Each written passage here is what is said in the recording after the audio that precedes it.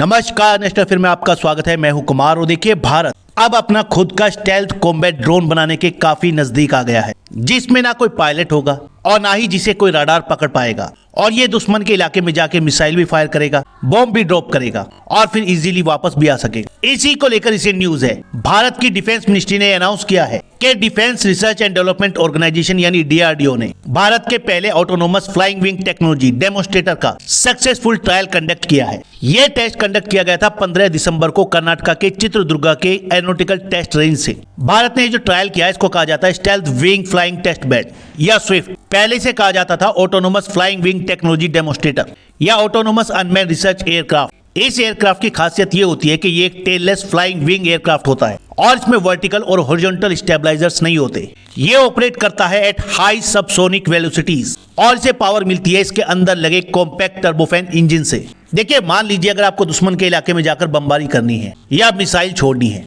तो उसके लिए हम अपने ट्रेडिशनल फाइटर जेट यूज नहीं कर सकते, क्योंकि वो रडार की पकड़ में आ जाएंगे और उन्हें इजीली हिट किया जा सकता है और साथ ही उसके पायलट की जान भी खतरे में आ जाएगी। लेकिन इस तरह के एयरक्राफ्ट में ना कोई पायलट होता है और इसमें होती है स्टेल्थ टेक्नोलॉजी। इसका जो फ्रेम है वो इस तरीके से डिजाइन होता है कि रडार के लिए इसे पकड़ना आसान नहीं होता। भारत ने जो high speed flying wing aircraft का टेस्ट किया है, ये टेक्नोलॉजी बहुत कम कंट्रीज के पास है और इसके एक बार भारतीय सेना में शामिल होने के बाद भारत उस एलीट क्लब में शामिल हो जाएगा जो कंट्रीज ऐसे टेललेस फ्लाइंग विंग वाले एयरक्राफ्ट बना सकती है। देखिए, भारत का एयरक्राफ्ट यूएस के B2 बॉम्बर से काफी मिलता जुलता है। देखिए, ये है यूएस का B2 स्पिरिट बॉम्बर। इसे बनाया यूएस की नॉर्थरोप ग्रूमैन कंपनी ने।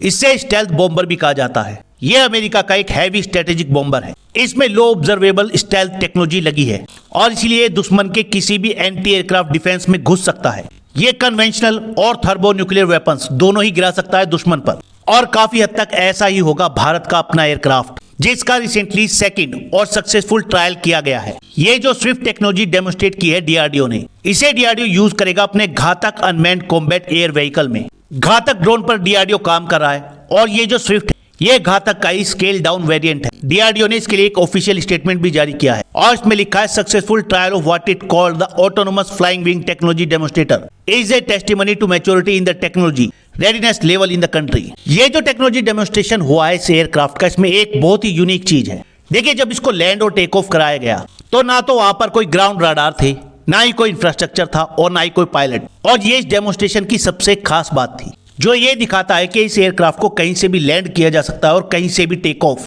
बिना किसी ग्राउंड रडार के और इंफ्रास्ट्रक्चर के, जिसके लिए DRDO ने इस एयरक्राफ्ट में लगे सेंसर डेटा को फ्यूज किया with indigenous satellite based augmentation using GPS aided geo augmented navigation यानी GAGAN receivers to improve the accuracy and integrity of GPS navigation. इस टेक्नोलॉजी डेमोन्स्ट्रेटर को डिजाइन और डेवलप किया DRDO के एरोनॉटिकल डेवलपमेंट एस्टेब्लिशमेंट ने और इसकी पहली फ्लाइट कंडक्ट की गई थी जुलाई 2022 में। 2022 की फ्लाइट के बाद इसके 6 और फ्लाइट ट्रायल्स किए गए इन वेरियस डेवलपमेंटल कॉन्फ़िगरेशन, जिसमें 2 लोकली मैन्युफैक्चर प्रोटोटाइप यूज किए गए। भारत का Swift prototype with a complex arrowhead wing platform, आप अगर सामने से देखेंगे तो ये आपको तीर के टिप जैसा दिखाई देगा। इसको मैन्युफैक्चर करने के लिए यूज किया गया है लाइट वेट कंपोजिट मटेरियल, जिसे भारत में ही डेवलप किया गया है। इसका जो कंपोजिट स्ट्रक्चर है उसमें इस एयरक्राफ्ट के हेल्थ को मॉनिटर करने की भी टेक्नोलॉजी है, जो भारत की एरोस्पेस टेक्नोलॉजी में आत्मनिर्भरता दिखाता है। देखिए, फिलहाल भारत की डिफेंस फोर्सेस कई तरीके के अनमैन्ड एरियल व्हीकल यूज कर रही हैं, जिनमें ज्यादातर इजरायली ओरिजिन के हैं। इन्हें इंडियन डिफेंस फोर्सेस यूज करती है for real time reconnaissance and precision targeting. Indian air force के पास भी हैं इजरायली हैरोप किलर और कामिकाजे ड्रोन, जो खुद एक क्रूज मिसाइल की तरह काम करते हैं और एनिमी टारगेट और रडार के ऊपर जाकर एक्सप्लोड हो जाते हैं। लेकिन अभी भी भारत के पास कोई भी full fledge unmanned combat aerial vehicle नहीं है जो सैटेलाइट से कंट्रोल होता हो और साथ ही वो मिसाइल और बॉम्ब फायर कर सके on enemy target before returning to rearm for the further mission. हालांकि रिसेंटली भारत ने यूएस के साथ एक $3 बिलियन की डील भी की है, जिसमें भारत यूएस से 31 आर्म्ड MQ-9B रीपर ड्रोन खरीदने वाला है, जिनमें 15 होंगे इंडियन नेवी के लिए और 8 होंगे आर्मी और एयरफोर्स के लिए। हालांकि इनको मिलने में अभी 3 से 4 साल का समय लगेगा।